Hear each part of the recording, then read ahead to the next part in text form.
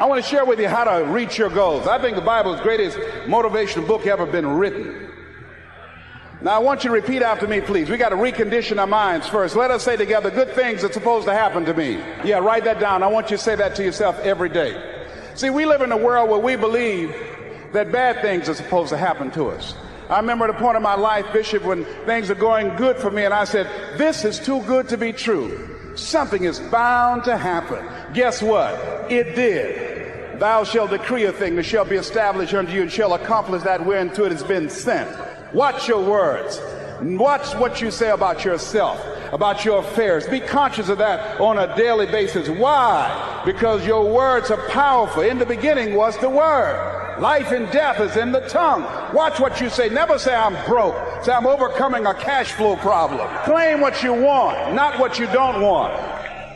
So affirm good things are supposed to happen to me, and begin to believe that. Begin to expect that. Now, I was talking to my oldest son, Calvin. We were going for a walk. And I said, Calvin, do you want to be successful? He said, yes, sir, Dad. So, okay. We kept on walking. Then I stopped and I looked him in the eyes. I said, Calvin, do you expect to be successful? Given the fact that you are a single parent of 2 kids, given the fact that you decided not to go to college to further your education, given the fact that you are very talented, but you're behind on your dreams and your bills, do you expect, based upon your performance, based upon what you produce at this point in time in your life, do you expect to be successful? And Calvin got quiet. Because see, if you ask most people at the Manpower Conference, do you want to be successful? Do you want to live a life of productivity? Do you want to live a life of contribution? Do you want to be a better father? Do you want to have your own business? Are there dreams you want? Everybody will say yes. But see, want shows up in conversation. Expectation shows up in behavior. See, I can tell what you expect by what you do. That's why the Bible says, judge a tree by the fruit it bears, not the fruit that it wants, not the fruit that it talks about, not the fruit that it claims, but by what you are doing. See, what you do when you leave here, when the music stops, when the shouting dies down, your behavior. If I could just sit down with you and we could talk just one-on-one, and if I could do anything for you, if you'd say, John, what is it that you could do for me that would help me to be successful in life? The thing that I would do for you, if I could, is I would teach you how to think correctly. You see, the largest gap between successful and unsuccessful people in life is the thinking gap. I'm not talking about being smart. I'm not talking about an IQ. I'm talking about how you think, how I think.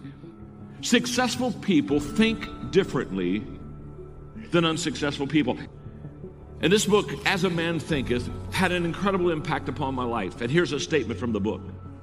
The greatest discovery of my generation is that human beings can alter their lives by altering their attitude. Wow. That your life can be changed. My life can be changed if we just change our attitude. The most important real estate in life is 6 inches between the ears. How we think. When something called the strangest secret, we become what we think about all day long. We become what we think about all day long. But more than that, understanding that your thoughts are real, that they have an impact.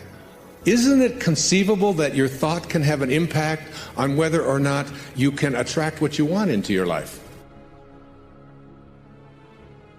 The difference between successful people and non-successful people is right here. It ain't no difference. I ain't got no more than none of y'all got. God gave me the same thing he gave y'all. God loved me the same as he loved all y'all. But you have got to change your mindset. If you think that they're going to mail this money to your house, you're dead wrong about that. If you think they're going to pave the way for you and make it easy, you're dead wrong about that. If you want to be successful, you got to change your mind, and you're going to have some faith. Listen to me. Rich people think differently. So what I'm going to put in your head today is a rich people concept. The only difference between successful people and not is just how they think. Rich people think different. You don't need another program to be successful. You need to change the way you think.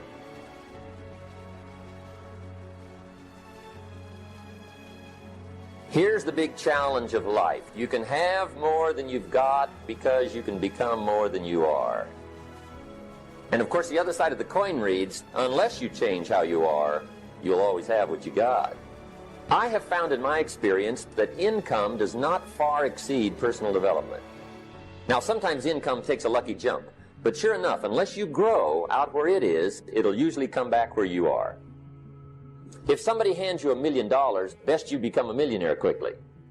So you get to keep the money. Otherwise...